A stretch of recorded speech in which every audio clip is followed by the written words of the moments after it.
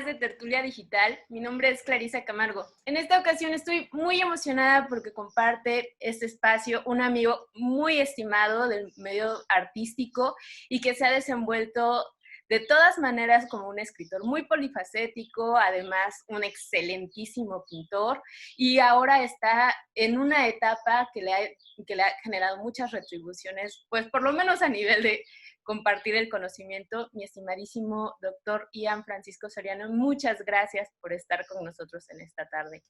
Hola, hola. Hola, ¿cómo estás? ¿Cómo estás? Gracias por invitarme. Bueno, Ian nació en 1983, es de la ciudad de Puebla y ya lleva unos años radicando en México, donde también pudo terminar su formación profesional. Es un youtuber que tiene ya a la fecha un poquito más de 63,000 suscriptores.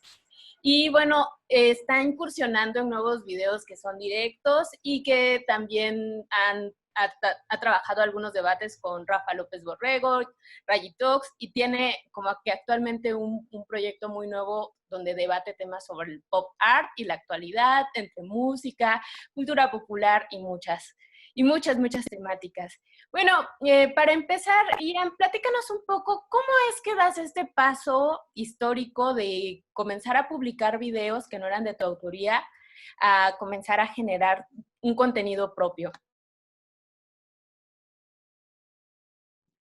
Pues creo que se está trabando un poco, pero entendí la pregunta en términos generales. Lo que pasa es que cuando yo estaba haciendo la maestría, tuve la oportunidad de hacer mi servicio social haciendo contenidos para la biblioteca de la Facultad de Artes. Y entonces estos contenidos eran principalmente tutoriales, algunas revisiones de materiales y tal. Y entonces, cuando yo los terminé, que los entregué, le pregunté a la que estaba encargada en ese momento si podía subir algunos de los videos a mi canal porque me parecía que habían quedado bien. De hecho, no sé si todavía están esos videos porque estaban muy mal realizados a comparación como los hago ahora. Creo que estaban bien para hacer tutoriales así muy metódicos y tal, pero eran ese tipo de video que a lo mejor es un poquito aburrido, ¿no?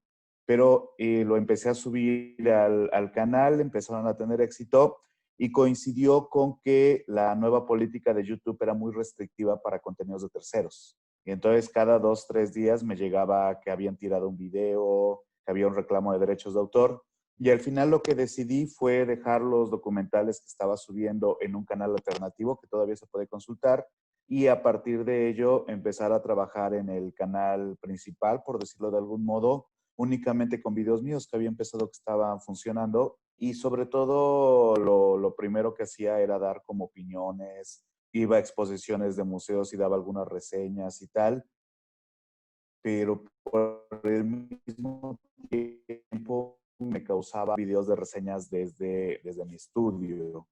Hablar de pintores, hablar de obras, hablar de algunas curiosidades, encontrando el modo de darle una identidad al canal, sobre todo, porque pues finalmente hay como muchas influencias de youtubers, tanto de arte como que no son de arte, y lo que quería era hacer un contenido que fuera un poquito más trabajado, dada mi formación académica, pero que no por eso dejara de ser accesible para la gente. Y creo que se fue dando. Realmente yo empecé subiendo un video, si tenía suerte, una vez al mes, dos, pero no era tan en serio el trabajo. Incluso ahora sigue siendo algo que, si bien me ocupa mucho más tiempo que antes, no es mi trabajo principal. O sea, realmente yo me sigo dedicando a la enseñanza y a la pintura, pero el canal es algo que ya también le estoy tomando un poco más en serio. Es como darle un ritmo de trabajo y conjuntarlo con el resto de actividades que tengo.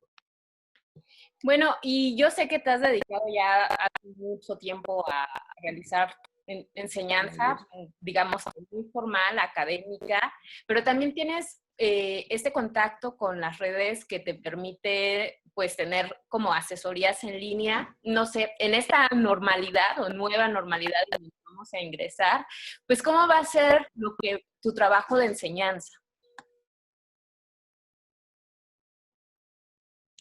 Pues es que es complicado, ¿sabes? Yo creo que son cosas muy distintas. El que la gente consuma contenidos online, pero por gusto, es muy distinto a que tengas que tomar clases vía online porque así tiene que ser. O sea, una cosa es que ocupes tu tiempo libre y de repente en ese tiempo libre, en vez de ver un video que a lo mejor no aporta mucho a tu formación, eliges ver un video, qué sé yo, una reseña un poco más elaborada, algo así, pero finalmente sigue siendo tiempo libre. En cambio, cuando las clases van a ser online, es un requerimiento. La verdad es muy complicado estar tanto tiempo frente a la computadora. Yo trabajo mucho en la computadora, no nada más por lo del canal, sino también porque estoy escribiendo continuamente, estoy trabajando imágenes para pinturas en la computadora y es muy pesado estar tanto tiempo frente a la pantalla. Así que, digo, a mí, afortunadamente, yo doy clases de posgrado, es decir, mis alumnos operan como en otro nivel, es decir, nivel académico, ¿no? Ya no es como formación básica, pero yo creo que para la formación básica, incluso hasta para la licenciatura, va a ser muy pesado este semestre, porque pareciera que es todo lo contrario. Finalmente estoy en mi casa, tengo acceso a internet, puedo tomar mi clase acostado en la cama, pero la verdad es que hay una dinámica dentro de la educación presencial. O sea, no es solamente estar ahí en contacto con el profesor, con los compañeros, sino todo lo que se desarrolla alrededor. Y entonces a mí me parece que sí es o sea, es una cosa obligatoria, pues, pero no estoy seguro de qué tan bueno o malo sea, porque lo que podría decir es que me parece muy complicado de la nada, de un momento a otro, cambiar el modelo de educación. Digo, también es cierto que es algo completamente inesperado, una pandemia global, pero las consecuencias de esta nueva educación online no me animaría a dar una predicción de qué va a pasar. No me parece que sea tan sencillo. Platícanos un poco de cómo fue que elegiste este camino de ser pintor, ¿no? Por lo que he visto en otras entrevistas, la pintura, a pesar de que es un medio donde te realizas de manera impecable, no era tu prioridad como en la vida. ¿Cómo es que entras a este proceso de la creación artística? Es que, francamente, no sé si ahora lo sea. La pintura es, digamos, por ponerlo en términos económicos, mi fuente principal de ingresos. Vender pintura, clases de pintura, pero principalmente la venta de obra de un tiempo para acá me ha permitido desarrollarme hasta, diría yo, un poco holgadamente en comparación a los viejos tiempos, ¿no? Pero a mí lo que realmente me gusta es crear cosas. O sea, incluso algo que yo disfruto muchísimo es la edición de los videos, porque quiero que queden exactamente como los imagino. Quiero que sean una secuencia de imágenes y audio, porque también hago yo los guiones, que hagan que la gente se emocione en algún momento. Y a mí lo que me entusiasma de la pintura, de todas las actividades que realizo, es la posibilidad de emocionar a la gente. O sea, me gusta mucho la posibilidad de contar una historia que pues no sé si diría ser feliz, pero que puede interesar a la gente al grado de conmoverla. Por ejemplo, en mi pintura es mucho más complicado. Es difícil conmover a la gente con imágenes sin contexto, porque usualmente la pintura se consume prácticamente sin contexto, pero sigue siendo ese objetivo. O sea, a mí me gusta esto porque desde siempre creo que soy un contador de historias. Y en cuanto a esa posibilidad, creo que las artes me dan esa salida que tal vez no me darían otras disciplinas. Digo, como sabes, yo soy licenciado en diseño gráfico y me encanta hacer diseños, me encanta hacer carteles, me encanta hacer logotipos de repente. Ya casi no lo hago, pero lo disfrutaba mucho por la estética asociada, pero en sí lo que a mí me gusta mucho es esa posibilidad de contar una historia. Incluso ahorita estoy incursionando en lo que es la novela gráfica con un amigo ilustrador, exactamente por eso. Y es una idea que tengo desde la universidad, es decir, hace como más de una década, pero en el momento que encontré a alguien que entendía la idea que yo tenía y la pudo ilustrar, dije, aquí es. O sea, puedo guardar una idea durante una década y todavía la quiero contar. O sea, incluso ahorita igual estoy hablando con algunas personas para hacer cortometraje, precisamente por lo mismo, porque tengo muchas ideas que no he podido contar porque no tengo esa habilidad que ellos sí tienen. Y entonces he entrado al tema de la producción y el guión. porque más que crear la pintura, para mí está asociada como el cariño por el material, y lo digo con esa palabra, es cursi, es a lo mejor un poco anacrónico, es un poco hasta romántico, se podría decir, pero siento un genuino cariño por el material, por los colores, por ver cómo se transforma. O sea, la pintura es algo muy emotivo para mí, pero la producción tiene como prioridad el contar una historia, y en ese aspecto no me molesta que alguien más la cuente por mí, siempre que salga idea original mía, porque lo que yo quiero es que llegue a más gente, ¿sabes? Incluso yo ahorita estoy escribiendo otra novela, una segunda novela, esta vez ya con un editor, y bueno, llevo igual una idea de hace como 5 años que llevo depurando y depurando hasta que la puedo escribir, pero lo interesante es que llevo tanto tiempo pensando en ella que la puedo escribir prácticamente a diario, porque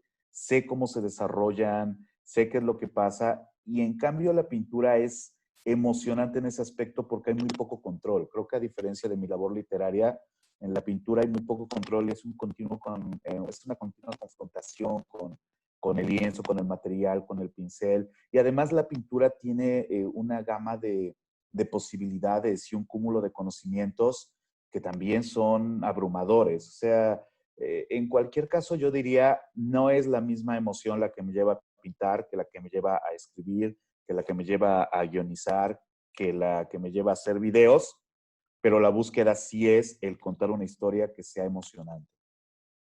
Pero ya que eres un autor de pintura figurativa, a pesar de que estás diciendo que te lleva como a confrontarte constantemente, tus bosquejos y tus estudios, pues es algo muy, muy planeado. O sea, tienes que trabajar desde la preelaboración de la pintura.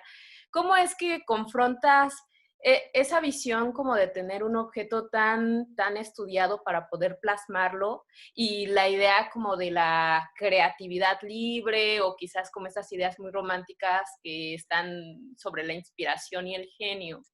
Yo creo que son cosas distintas. O sea, siempre va a haber autores que operen bajo su emotividad. O sea, el clásico que tiene una decepción amorosa y se ve obligado a crear. Pero, por ponerlo, por ejemplo, la literatura.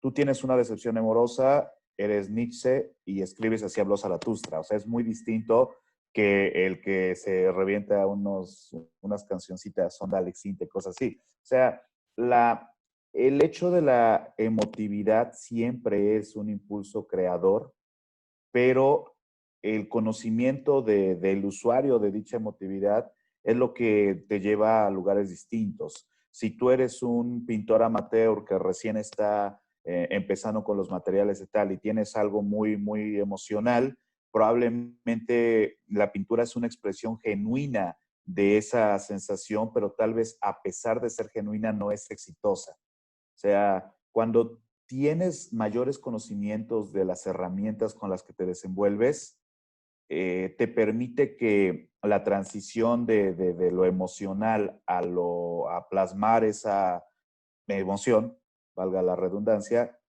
se dé en otros términos y no deja de ser genuino, porque de repente hay esta idea de que si algo está muy trabajado deja de ser genuino, y no, corresponde a una preparación que no cancela la parte del expresionismo, por decirlo de algún modo. Ahora, también es cierto que uno puede pensar en los expresionistas alemanes y su idea de lo directo que tenía que ser, pero basta ver la carrera de cualquiera para ver que mejoraron gradualmente. Empezaron muy expresionistas y muy amateurs y muy inexpertos, pero después del cuadro número 50 cualquiera ha mejorado un poquito.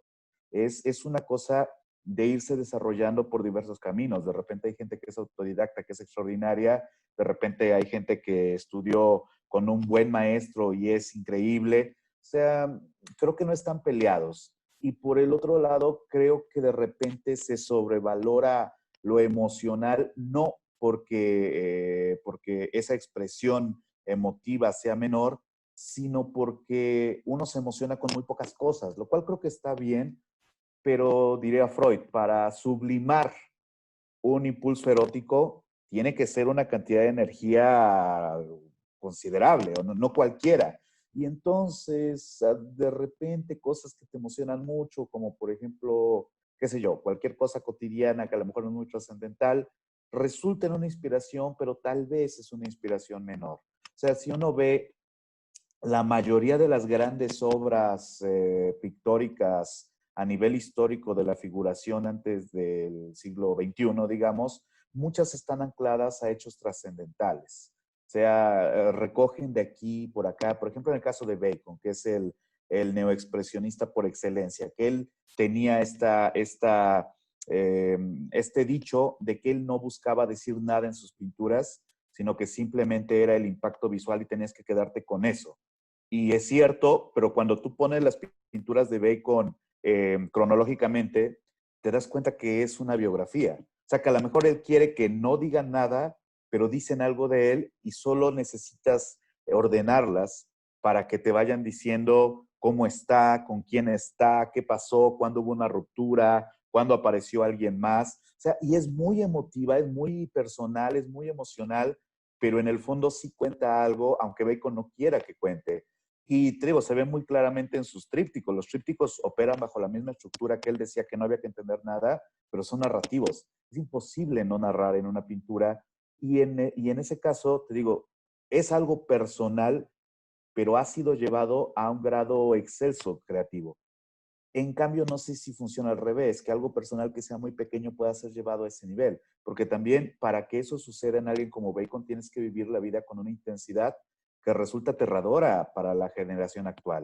O sea, en una cultura de la alegría, donde se rechazan los sentimientos negativos, por decirlo de algún modo, donde se le tiene tanto miedo a la tristeza, a la angustia, a la gente tóxica que le llaman, no se puede llegar a ese nivel de complejidad al que llegó Bacon, quien disfrutaba la vida, yo creo que más que muchísima gente, pero cuando llegaba el momento brutal, terrible, triste, deprimente, lo abrazaba y creaba a partir de ello. O sea, lo que ha cambiado creo que es el modo de sentir y el miedo que se tenía a sentir. Los románticos y los simbolistas disfrutaban la tristeza.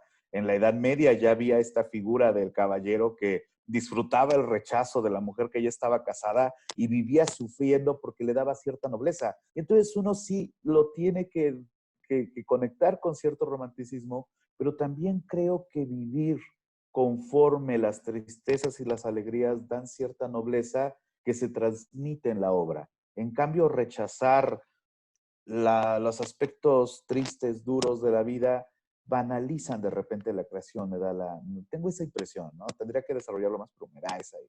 Pero vaya, has abierto una cantidad enorme de temas. Lo primero como que se me ocurre es esa frase como tan citada que ya es casi un cliché, que la de Picasso de que, bueno, si la inspiración existe, tiene que agarrarte trabajando, ¿no? Y también me haces pensar pues en todo el proceso de la estética que fue a la par, ¿no? O sea, que el romanticismo precisamente tenía que ver como con una concepción del mundo muy específica de la época y que los aires de nuestra época están como tan cristal, como le llamamos a esta generación, que ya no nos permiten sentir más emociones.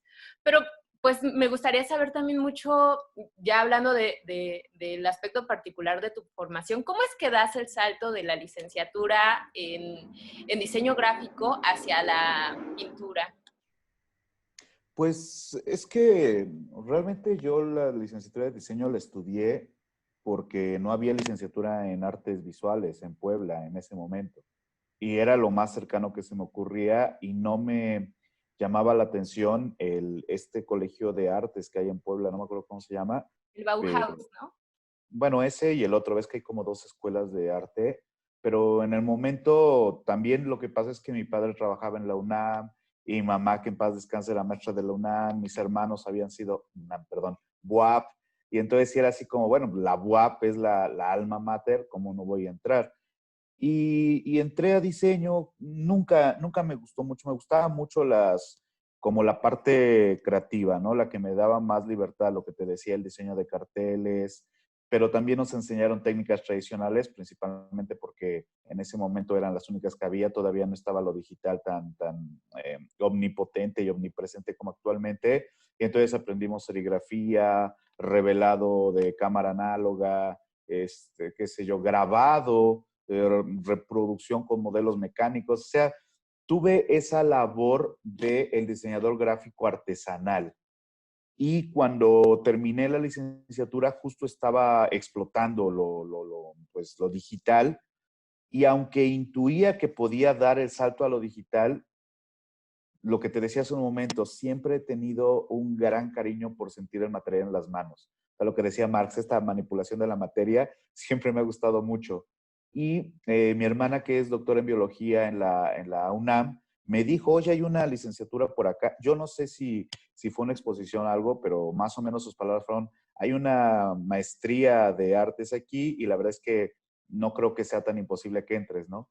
Y bueno, pues ya fui, hice el examen. De hecho, sí tuve muy poquito tiempo para preparar mi proyecto, pero hice el examen, pasé la primera fase, luego la segunda. En la entrevista creo que también me fue bien. Quedé y ya de ahí fue como todo en línea recta hasta el doctorado. O sea, porque incluso cuando yo terminé la maestría, bueno, hubo un concurso para dar clases en el posgrado precisamente, quedé seleccionado para dar talleres de pintura. Luego hubo ahí una situación que nunca he acabado de entender, que me quitaron mi taller de pintura y terminé dando clases teóricas, que por otro lado tampoco me molesta, me gusta mucho la teoría de la pintura y hasta te diría, creo que se necesitan más clases teóricas en las academias de arte. O sea, yo sé que hay muchas opiniones de algunos críticos, de algunos comentaristas que dicen, no, hay que volver a que las academias de arte sean puro dar técnicas y pintar y así.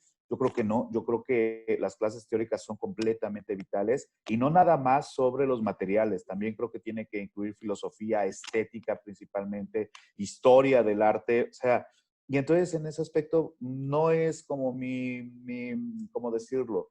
Como mi desempeño favorito de mi labor académica, pero pues sí me gusta dar teoría tanto como es posible y no por eso pues dejé de dar talleres, incluso estuve dando talleres un tiempo en educación continua, pero igual tuve como hay una diferencia con la administración, dije, ¿sabes qué? Voy a tomar unas vacaciones, que todavía estoy de vacaciones en ese aspecto, y empecé, bueno, abrí un taller aquí en la Ciudad de México, donde doy principalmente para trabajar, pero doy clases y así.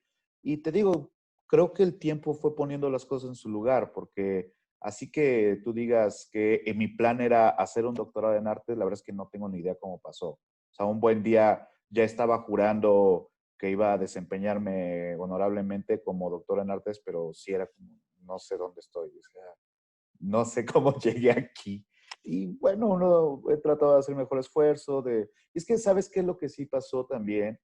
Que tuve que enmendar mucho conocimiento que no tenía porque mi formación no era en artes visuales en la maestría. O sea, yo creo que en la maestría leí la mayoría de libros que lee un licenciado en artes, y entonces leía muchísimo. De hecho, la maestría fueron 2 años en que prácticamente no pinté, y el doctorado fueron 5 años en que pinté un poco menos. O sea, casi fueron 7 años de que dejé de pintar. Y Porque, dime. no, no, es que está súper interesante porque justamente coincido mucho en que estos modelos como tan tradicionales de la pintura han generado una idea de que la cuestión artística, sobre todo en la universidad local, pues es solo la producción manual, ¿no? Y no hay ningún contenido que lo fundamente. Sobre todo, pues yo creo que desde Duchamp para acá ya comenzamos o los estructuralistas, ¿no? Ya comenzamos a meterle más filosofía. Justamente sobre la historia del arte, me gustaría preguntarte algo muy específico sobre las críticas que algunos de tus seguidores ya conocen. Pues, ¿qué opinas de este gusto por la pintura que se celebra mucho, que le llama Belina Lesper VIP? Y al respecto de la formación que tienes como académico, ¿cómo te posicionas ante esa pseudocrítica? Mira, es que yo creo que hay una gran confusión bueno, en Avelina, pero además en ese concepto, porque, por ejemplo, esta idea de que los pintores eran gente que se dedicaba principalmente a pintar, incluso subsiste actualmente, pero la verdad es que los renacentistas ya eran gente muy compleja. O sea, no nada más sabían de pintura, sabían de matemáticas, sabían de poesía, sabían de filosofía clásica, estudiaban a los griegos, no eran gente sencilla, estudiaban óptica, digo, igual los barrocos. La idea de que el pintor es un ente que se dedica a pintar es eminentemente romántica. Y yo te diría más, probablemente surge con Turner, tal vez con Goya, y Goya era un gran conocedor de iconología. O sea, el pintor histórico, por definición, incluso aquel que parecería ser autodidacta como Cézanne, suele ser un intelectual secreto. O sea, Deleuze llama la atención sobre Cézanne diciendo, Cézanne sabía mucho. Tú lees las cartas de Cézanne y se ve que leía filosofía. O sea, Cézanne era alguien que consumía a Platón, por ejemplo. No era un tipo que estuviera improvisado. Pero creo que se quiere creer en ese arquetipo del pintor romántico y tal, porque se relaciona que mientras menos ocupaciones tenga fuera de la pintura, mejor va a ser. Y está bien que gente que no esté en el medio lo crea, pero es muy peligroso que pintores lo crean, ya no digamos críticos. O sea, yo por experiencia que entré desde la romantización más absurda, sé que puedes tener una carrera así. O sea, es posible tener una carrera así e incluso hasta te puede ir bien. Pero eso no implica que sea así a nivel histórico o que tenga que ser así. De repente yo escucho a un pintor que admiro y que fue clave en mi formación como Arturo Rivera decir, bueno, es que no necesitamos más doctores pintores porque no sirven de nada, necesitamos artistas pintores. Y yo creo que necesitamos a ambos, porque por ahí la elección de querer ir más allá en la teoría y tal es una elección que tiene que ser personal. Tampoco se trata de obligar a nadie a agarrarlo del cuello y ponerlo a leer no sé, a Gombrich, ¿no? O sea, no va por ahí. Pero en cambio, la otra visión crítica parecería que sí va por ahí, que tienes que quitar a la gente del arte conceptual, agarrarle el cuello y ponerla a ver pintura tradicional y decirle esto es arte, porque hay una gran coerción en el tipo de crítica que es Avelina Lesper. Hay una gran coerción, hay una gran violencia además. Y yo siempre he dicho, yo no dudo que Avelina sea honesta en su odio. No creo que esté tratando de darse a conocer diciendo el arte conceptual es malo y el arte tradicional es bueno. No, yo creo que sí lo hace a propósito. Yo creo que sí es honesta en eso. O sea, creo que sí lo odia, creo que sí lo desprecia, creo que sí cree lo que dice, lo cual es muy triste por otro lado, pero también lo ha utilizado para manipular gente hacia su idea de las artes. Una idea que cada vez que hay una nueva edición de Milenio en la pintura, se ve que está decayendo, no puede mantener un buen ritmo, las ideas son cada vez más banales, pasamos de un tema que hasta podría ser interesante de cómo veían los artistas el cambio de siglo a el vino a través de la pintura, la canción de Alex Sintek a través del dibujo. Insisto en eso porque creo que ese es un punto de inflexión del fracaso de la estructura del Esper. Eso, la imposibilidad que tiene de relacionarse con los nuevos medios de comunicación, que la gente lee cada vez menos, o sea, siempre va a tener un público cautivo porque es un público que comparte su furia en contra de algo que no entiende y su nulo deseo de tratar de entenderlo, porque el punto de esta crítica es esto es así y el que yo te lo diga es suficiente para que tú tengas la certeza de que en efecto es así. Y sin embargo, paralelamente, Lesper cada cierto tiempo declara que no es una experta, sino que es una persona normal bajo esa idea, ¿sabes? De que su crítica funciona porque es la crítica del pueblo. Pero luego critica el populismo, por ejemplo, de un López Obrador, cuando Avelina Lesper es, de hecho, una populista de la crítica de arte, lo cual es una responsabilidad personal. Yo no estoy de acuerdo en sus ideas, creo que llega a ser tremendamente descortés y poco profesional sin necesidad de hacerlo. Creo que nutre su crítica a través del odio, lo cual es muy del fascismo, pero no me queda más que tratar de señalar objetivamente por qué pienso estas cosas, que son lo que acabo de exponer, y no decir, no, esa señora está loca. No, no, obviamente no lo está. O sea, es alguien que hasta es muy lista, es alguien que sabe cómo ser exitosa, porque además su éxito es tremendo. Es una vendedora de odio. Y es una vendedora de odio. Como ¿Eh? súper interesante que utiliza muchas ideas que son contradictorias, como que no necesita fundamentar sus juicios de valor en ningún filósofo teórico y por eso es como del pueblo. Pero yo Pero, creo que pero, un autor con el que también has tenido un debate bien interesante, pues es Villarán, el teórico que ha postulado el concepto amparte y que de alguna manera también tiene ciertas líneas comunes con la descalificación del fenómeno VIP. ¿Podrían decirnos tu opinión? Es que son dos caras de la misma moneda. O sea, Villarán y Lesper son dos versiones de una misma idea que es todo lo que te han vendido como arte conceptual, todo a partir de ejemplos muy pobres, a partir de ejemplos que por sus características en efecto pareciera que es absurdo, que eso puede ser arte. Todo es un fraude. Lo que debes de consumir y debes de festejar es en Avelina lo que me gusta y en Villarán lo que trato de hacer o hago. Pero el punto es que los dos tienen versiones diferentes de dar esa idea, porque en el fondo creo que habita la egomanía de los dos.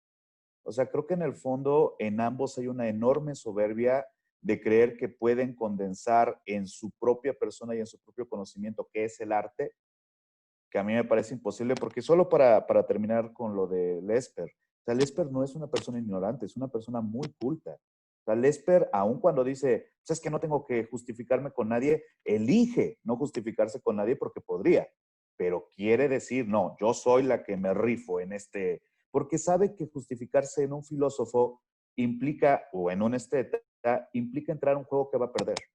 O sea, tiene que mantenerse al margen del conocimiento académico para que funcione su crítica, porque yo no soy académica. Tengo que estar en la rayita que divide esto. Pero Villarán es muy interesante. Villarán es doctor en artes, lo cual es muy respetable. O sea, es una chambita difícil ser doctor en artes. No sé cómo sea en la universidad donde se graduó, pero por definición ser doctor en cualquier cosa es estar en un proyecto continuo durante años. Es un compromiso interesante y tengo yo la impresión de que hay una diferencia clave en Lesper y en Villarán, porque como te decía hace un momento, Lesper es muy genuino en su odio, es muy real en su rencor hacia las artes. Se puede ver cuando habla, se puede ver en sus escritos, se puede ver en las descalificaciones brutales y prácticamente, ¿cómo decirlo? No sé, es que no es descortés, es mucho peor, pero no sabría cómo decirlo, pero lleva un grado de responsabilidad decir cosas así, decirle basura a esto y aquello y basura, todo es basura menos esto. Ya dice, si un día te gusta una obra de arte conceptual, no te vas a poder echar para atrás. Estás tomando la responsabilidad de decir, el Estado es así y entonces no puede ser así. Y si de repente quieres, por ejemplo, si quisiera un puesto de política cultural dentro de la 4T, no podría hacerlo. Es muy tarde. Ni lo querrá, porque es honesta. Pero Villarán es muy curioso, porque yo tengo la impresión, y esta es una impresión completamente subjetiva, podría desarrollarla más, pero tendría que declarar que es subjetivo. Creo que él sí sabe lo que está haciendo. O sea, a diferencia de Lesper, Villarán es un personaje. Y creo que él sí sabe que está manipulando a la gente. O sea, mientras que en Avelina su objetivo es hacer que la gente prefiera lo que ella prefiere, creo que en Villarán el motivo de toda su idea sobre el amparte y todo esto tiene que ver más con el enriquecimiento personal. O sea, él sabe que está ganando dinero con eso. Lo ha declarado en alguna ocasión. Mi objetivo es cambiar el mundo y tener un castillo. Eso no tiene sentido a menos que te estés refiriendo a quiero cambiar el mundo volviéndome rico y tener un castillo como muestra de eso. O sea, Villarán es un mercenario del arte, porque aunque es un productor, aunque es alguien que tiene un gran mérito que haga videos tan continuamente, porque la verdad es que hace videos con una frecuencia extraordinaria, él lo ve como un empresario de las ideas, ni siquiera del arte, porque su pintura no, bueno, no quisiera hablar de eso, pero creo que su pintura no podría tener el impacto que tiene si no fuera por el discurso asociado a ella, aun cuando su obra perfectamente podría ser lo que él critica. Pero el punto es que en él sí se ve mucho el emprendimiento empresarial. Saca un libro, por ejemplo, Avelina sacó su libro, pero Dios sabe qué pasó con ese libro, ¿no? O sea, yo recuerdo una vez que alguien me lo iba a regalar y como ya lo tenía en PDF, dije, es que ya lo tengo en PDF, o sea, como que físico, ¿para qué quiero eso? Y entonces, aunque no dudo que fue bestseller en su momento, no pegó tanto como si pegó Villarán, porque Villarán se desenvuelve en las redes. O sea, es un showman del arte, pero que yo diría esto, es más youtuber que doctor en arte, porque no se ve el nivel de doctor en arte. Incluso, digo, no quiero como hacer comparaciones con lo mismo, siempre es odioso, pero por poner una cosa rápida, ¿no? En los directos que estoy haciendo, que está Rayitos, que es un artista internacional. A mucha gente no le gusta su estilo así, pero la verdad es que el tipo tiene una trayectoria amplia y tiene una serie de exhibiciones importantes en muchos lugares. Rafa López Borrego, que es maestro universitario. Fernando Castro, que es alguien, pues es Fernando Castro, o sea, no es cualquier persona, es Fernando Castro. Y entonces elegimos encontrarnos para platicar de arte y así. Y en cambio tú ves a Villarán que busca youtubers de éxito, la mayoría muy jóvenes, la mayoría destinado a un público adolescente prácticamente, porque lo que él quiere es permear en el público adolescente, que es donde están los números, donde están los likes y donde está el dinero. O sea, yo creo que lo de Villarán es copiar con buen humor la idea de Avelina, aderezarle un poco de comedia, que en lo personal me parece bastante malita, dicho sea de paso, pero porque quiere afectar a un público cuyo nivel de exigencia es muy pobre. O sea, el público al que va dirigido Villarán es un público que no tiene un nivel de exigencia porque está acostumbrado a contenidos de baja calidad. Y no quiero decir que necesariamente eso vuelva a baja calidad el trabajo de Villarán, pero le permite ser mucho más burdo en sus comentarios. O sea, hace poco vi un video donde habla de una obra de Ampudia sobre un concierto que dio a plantas, las cuales el cual tiene un buen concepto la obra, pero su descalificación va sobre lo obvio, ¿no? Es que las plantas no oyen, bueno, no me digas, ¿no? O sea, sí, ya sabemos. Y entonces el punto, digo, no fue tan exagerado, pero podría sintetizarse así. Y creo que esa es la cosa, que a él, más que interesarle el arte, creo que le interesan los números, creo que le interesa la fama, creo que trata de ser una especie de Dalí de YouTube que se refleja mucho en su estilo sin necesidad de pintar. O sea, yo diría que incluso en algún momento para Villarán su obra van a ser sus videos, pero no necesariamente su pintura, porque está tratando de recrear la estructura de Dalí, pero no es Dalí. Y ese es el punto, ¿sabes? Pero te digo, al final son la misma cosa, solo con finalidades distintas y metodologías distintas, pero en el fondo subyace el declararse a sí mismos como cruzados del verdadero arte. Y es que lo raro es que si tú quisieras encontrar autores que tratan de descalificar las artes conceptuales, podrías ir muchísimo más lejos. O sea, podrías ir con Paul Virilio, con Enrico Bach, con, ¿cómo se llama? ¿Perdón? Peter Greenberg. Exacto. O sea, realmente hay muchísimos autores que tienen una trayectoria, libros, investigaciones, tesis tremendas, que medio comparten la visión de el arte conceptual es un fraude, pero para eso tienes que leer y es mucho más fácil ver un video de Evelina o ver un video de Villarán. O sea, yo creo que el que de veras quiere meterse al tema de que el arte conceptual está sobrevalorado, tiene muchas herramientas, de hecho voy a hacer un video sobre eso, tiene muchas herramientas para hacerlo seriamente, pero la adopción de estos materiales es porque es más fácil. Y es una cultura de los sencillos y cuesta trabajo, porque además ellos defienden algo, es que el arte tradicional es más arte porque cuesta más trabajo.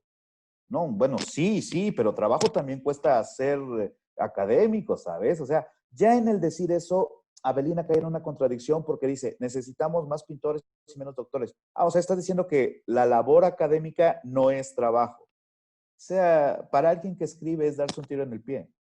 Es completamente absurdo. Digo, al menos, es que creo que Avelina es más honesta, pero Villarán es más eficiente. Ese es el punto. Porque incluso yo hasta te podría decir, Avelina va en declive.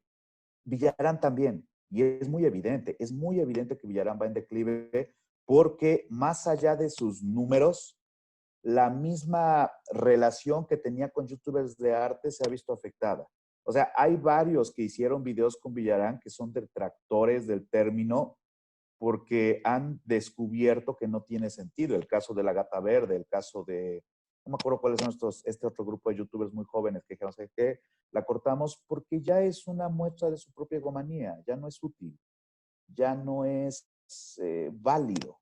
O sea, y en ese aspecto, digo, creo que viene una generación de YouTube que a lo mejor no tenemos esos números, pero buscamos más complejidad.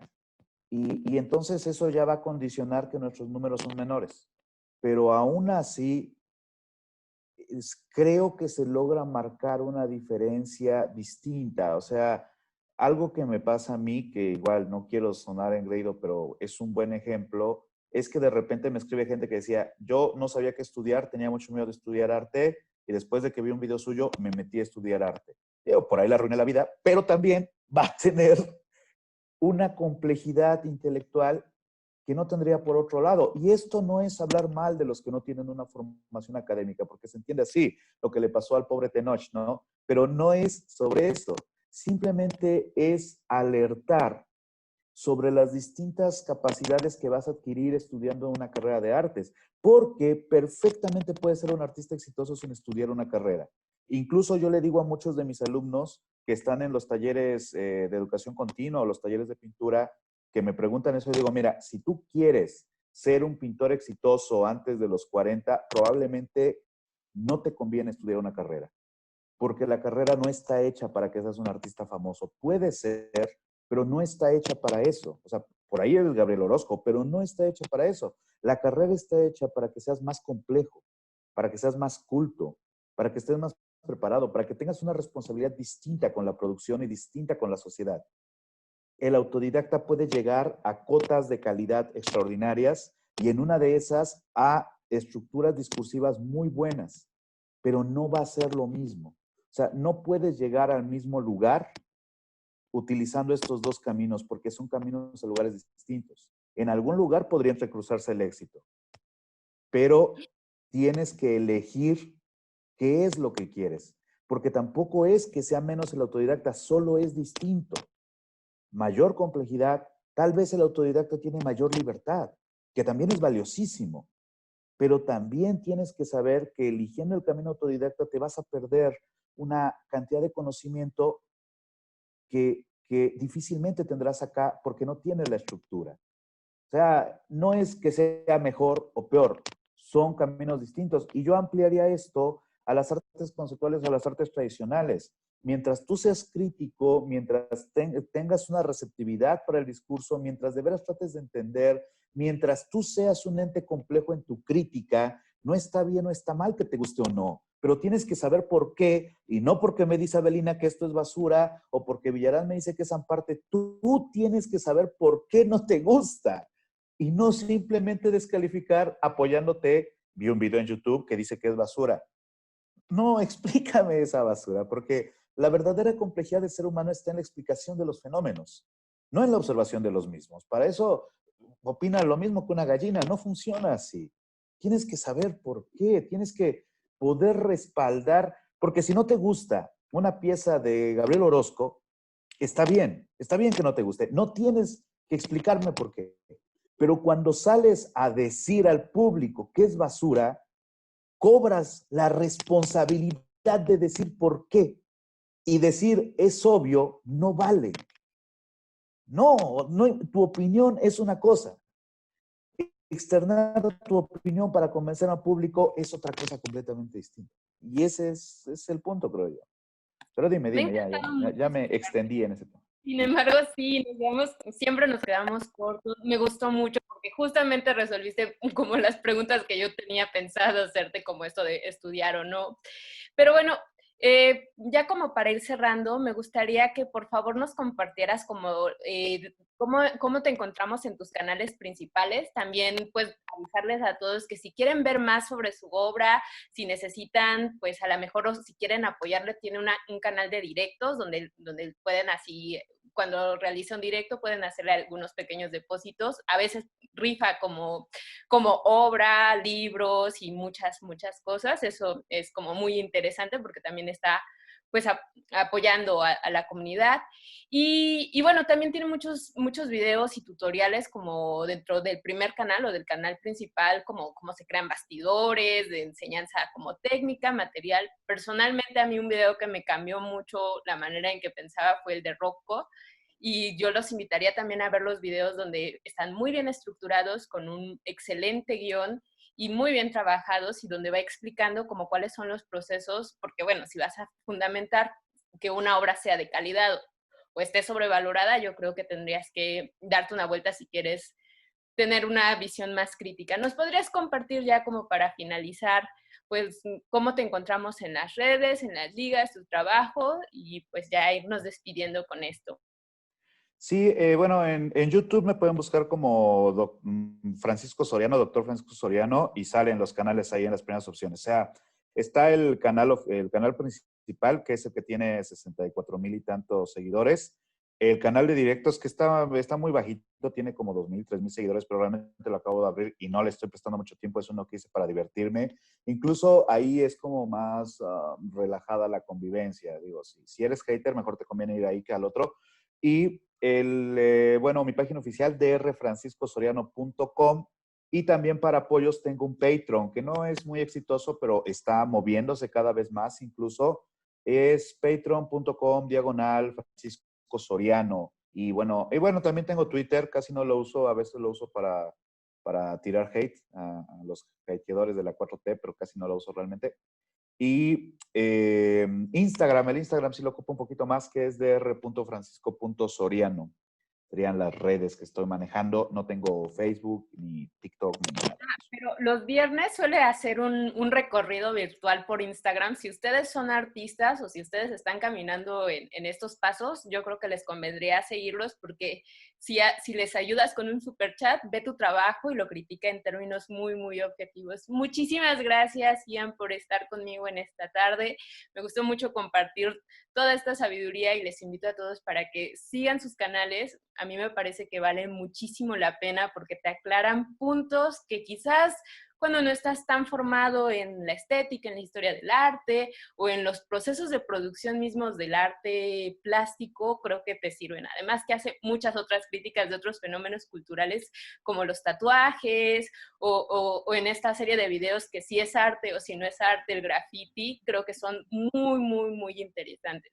Muchísimas gracias, Ian. Te mando un abrazo enorme hasta la Ciudad de México. Esto fue Tertulia Digital. Mi nombre es Clarisa Camargo. Nos vemos hasta la próxima. Hasta luego. Nos vemos.